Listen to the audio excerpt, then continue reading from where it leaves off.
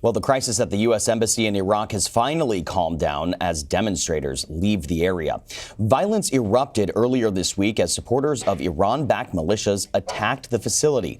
Diplomats were trapped inside as U.S. troops and Iraqi security forces clashed with protesters.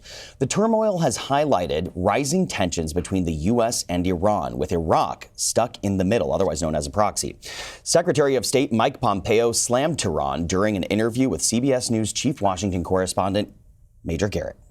We've known for a long time that there was this risk. I think it's been 40 years that the Islamic Republic of Iran has been at this, and we've watched them continue to take actions. We saw them take actions that killed an American in Iraq just this past week. We saw the United States act decisively to respond to that in a way, so to signal to them that we would do precisely what I've said, precisely what President Trump said we would do when American interests and American lives were at stake. This is state-sponsored terror. This is Iranian-backed terrorism that took place that threatened American interests. We've taken a fundamentally different approach. We have starved them of resources. We've denied them access. We've put pressure on the Iranian leadership, and I think you see that.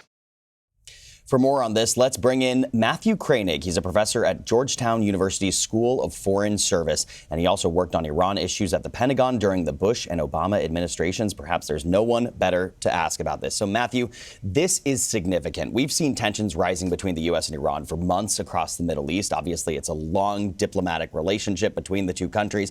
Could this latest violence and unrest in Iraq pave the way for a bigger conflict or even a proxy war?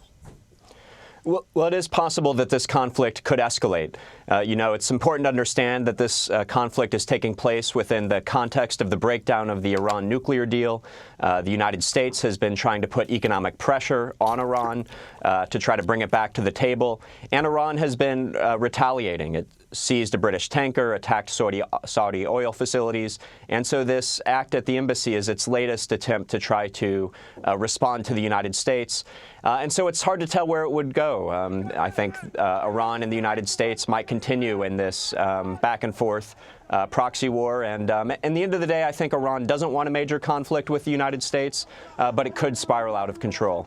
Yeah, certainly. Well, one other thing that I guess it comes front of mind is Iran and Iraq, their relationship. They have gone through a brutal war against each other. So I guess my question to you is, how much influence does Iran have in Iraq, and why is Baghdad now the center of this conflict?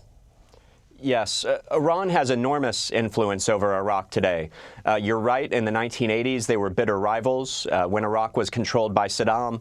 But after the U.S. invasion and then the U.S. withdrawal, Iran has gained enormous influence. Much of the population of Iraq is Shia, like Iran. So Iran controls Shia militias inside Iraq.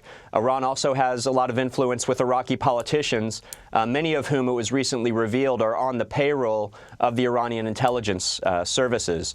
So Iraq is at risk of becoming an Iranian really puppet state. And so that's why this is one of the areas where this conflict is playing out. Iran has influence, but the United States still has forces on the ground in Iraq as well. So my question then would be, if Iran has such significant influences in the country, demonstrators in Iraq are demanding the U.S. troops leave the country. So what's the main purpose of Americans' military presence there in Iraq, especially since ISIS has lost its caliphate?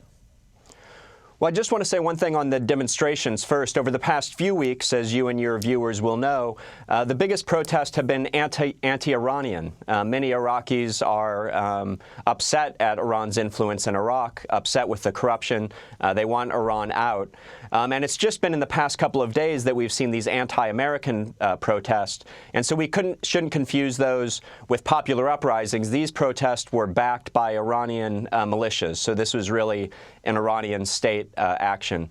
But U.S. forces are in Iraq because even though the United States has defeated ISIS, the United States is trying to train Iraqi forces so that they're able to hold the territory that we've taken from ISIS. And so that's the primary point of U.S. forces there. It's a small number, only about 5,000, primarily in a training mission with the Iraqi forces. Well, now I want to turn specifically geographically to Iran. So has President Trump's strategy of enforcing harsh economic sanctions and using a, quote, maximum pressure campaign on Iran failed, since we're still seeing clashes and attacks on Americans in the Middle East? It depends on who you'd ask. Some would say it's failed.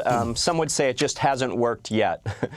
You know, the strategy was really to put pressure on Iran, to put them in such a difficult place that they'd be forced to come to the negotiating table to make concessions on their nuclear program, on their missile program. And so the pressure campaign is working and hurting Iran. The economy is suffering. There's popular unrest. Where it hasn't worked yet is that Iran has not yet been willing to come to the table and negotiate. So yes, we're putting pressure on Iran, but we're not having the desired result of getting a new, better nuclear deal. A new, better nuclear deal after we already were in a nuclear deal with Iran at one point, I should remind everyone. With President Trump fighting for re-election, could we see him push for more diplomacy and peace talks with Iran in the hopes of striking a major foreign policy victory for 2020? Do you think that has any influence? Yes, I think so. I think that is the primary objective of the Trump administration's Iran policy, to try to get Iran back to the table, to get them to agree to put limits on their nuclear program, their missile program, their state support for terrorism. And I think President Trump would love to be able to claim that he got a deal that was even better than Obama's deal. So I think that is the Trump administration's primary objective here.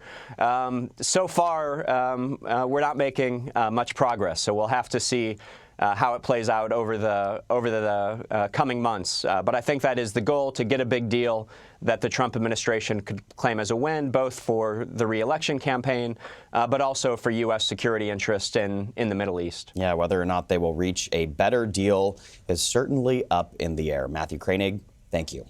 Thank you.